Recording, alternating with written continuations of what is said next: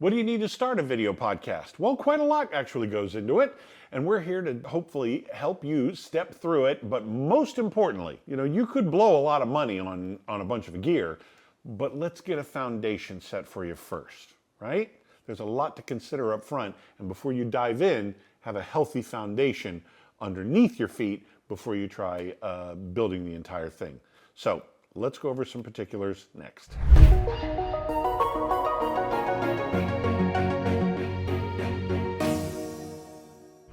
You need to watch this video all the way to the end, because by the time it's done, number one, you're going to have a very healthy foundation to get your video podcast up and running.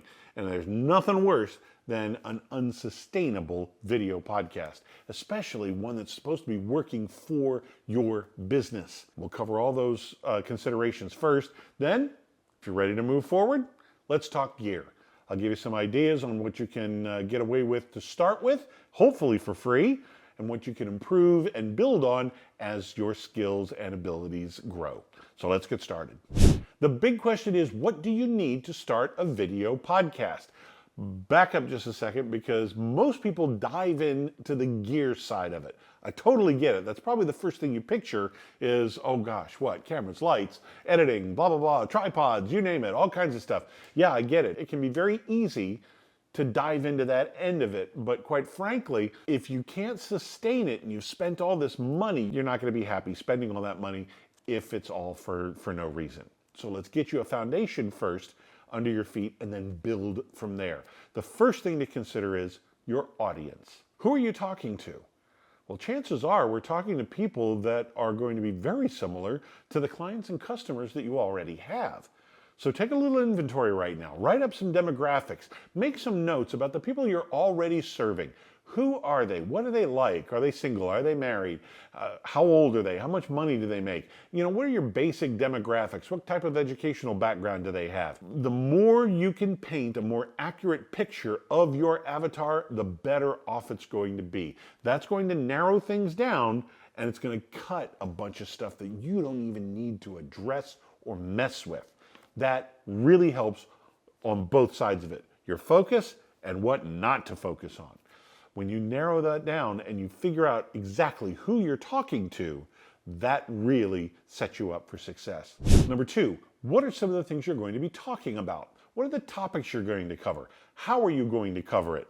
First of all, is it going to be just you? Or are you going to have, say, a panel that'll be teaching? Or maybe you'll have a discussion or an interview, or maybe it's going to be you conducting an interview of a guest. Maybe you and a co-host and a guest. Whatever the case may be, what you decide to go with is going to be very, very important. For example, I'm sitting here and it's just me and you, right? So I just need one camera and, for all intents and purposes, one microphone. Technically, you need two or more for backups, but let's not go down that rabbit hole yet. So to be able to have this conversation that we're having, the big point is I only need one camera and I need one microphone to be able to talk to you. More equipment for more people that are going to be on mic, on screen, whatever the case may be, that's going to come into play. The main topics that you're going to focus on is, what are your customers and clients already asking about? What are they curious about? If you, for example, happen to be a financial planner, I'm sure you've talked to a bunch of clients about financial planning already. Chances are, if you go to get that cross section, like a minute ago we were doing the demographics, chances are if you wrote down all the questions that they ever asked you, about 80% of them would be the same. The last 20% are going to be specific to their scenario, but the vast majority of your questions you've probably already heard. That's the place to get started. There's also ways to do SEO research. There are programs out there that you can start typing in questions. Again, let's stick with the financial planner. Let's say somebody wants to get started in, for example, you would type into these programs, you would type in, say, financial planning stocks. So those are the three keywords. There's a button there that says questions. And you click on that button and it's going to show you a bunch of questions that people are already asking and searching for when it comes to financial planning and starting with stocks. You can do financial planning or retirement 401k, Roth IRA, all the different vehicles. What are some of the keywords that will pop up again and again and again? Go as minimal as you can, 2, 3, 4 words at the most, and go for that questions button. You would be surprised at the stuff that pops up to give you, just hand you a foundation of topics and subjects, and most importantly, titles for your videos. Use those exact search results for your titles. The reason why they're popping up as search results is because people are typing it in those exact words. So the next time you use those exact words in your video and someone comes along to ask the same question again, you're going to be one of the top answers that they find immediately because you match 100%. Your title and their question match 100%. So if this is something that you're considering for your business, do you want to get some kind of a video podcast going for your company? That's what we cover here. We cover microphones, cameras, editing, recording, you name it. We do all that here. And if you want to turn it into a podcast or maybe even a blog, that's what we do here. So please, if this is something on your radar, subscribe now, watch a few episodes, and I guarantee you're going to have a whole new appreciation for the journey you're about to embark on, but hopefully it'll be a lot easier too. I like to start off with a lot of free stuff. We talk about a lot of free stuff here too. So be sure to subscribe and pass it along to any of your business owner friends that are also thinking about the same thing too. Once you've laid that foundation of your avatar and the topics that you want to cover, and you're going to put this all on YouTube, how are you going to get it recorded? Well, yeah, there's tons of stuff you can do. Cameras can range anywhere from free, and I'm talking about the one that you probably have in your pocket right now, your smartphone. Smartphones are doing really well, all the way up to, say, something cinematic in the $5,000 to $10,000 range. Most likely you could probably get something for anywhere between $1,000 and $3,000 to suit your needs. But to start with, I really suggest that you start with your smartphone. Learn the process, learn the skills, learn the techniques. Record your video, get it into your computer, start to edit it, and there are things that you can do when you sit down to record that will make your editing smoother and easier, and maybe even you don't even need it. Get that stuff squared away up front, learn the process. Start with the free stuff and build from there. And cameras, I mean, you can go nuts with cameras and lenses and all kinds of stuff. So start with your phone so you don't make a $10,000 investment that you end up regretting later. So start there and then build. You can also build with lighting. Lighting, you can simply sit in front of a window or go outside and sit underneath a tree. Anything you want to do as far as lighting is concerned, trust me, that is another rabbit hole that you can run down. I'll give you one quick, here's a really good lighting effect that you can use. To start with, grab a three-way light, probably out of your living room, right? You're going to want to set it off to the side and turn it up on high and just use that one light source. Turn all the other lights out. So you practically have a pitch black background. What? Are you crazy, Nick? No, hear me out. Go to Google and type in Rembrandt portrait. Rembrandt portrait. Yes, that Rembrandt from the 17th century, the 1600s, okay? Go back to Rembrandt, and he always had this wonderful lighting effect called the Rembrandt triangle.